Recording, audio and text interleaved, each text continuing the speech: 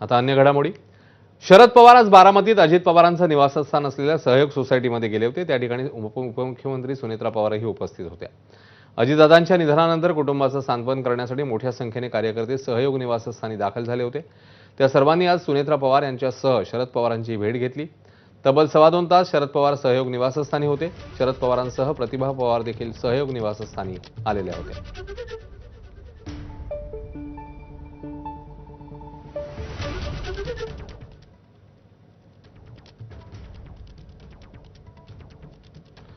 तर सुनेत्रा पवारांच्या उपमुख्यमंत्री पदाबाबतच्या शपथेबाबत शरद पवारांनी काय प्रतिक्रिया दिली ते पाहूया. साहेब, सुनेत्रा वहिनींचा शपथविधी झाला, त्या संदर्भात आपल्याला सध्या परिस्थिती काय भावना आहे? कारण ज्या दिवशी आनंद आहे, सगळी आनंद. भाजप आणि एकनाथ शिंदेमधलं कोल्ड वॉर वेळोवेळी समोर आलंय. भाजप आणि शिवसेनेचा सत्तेत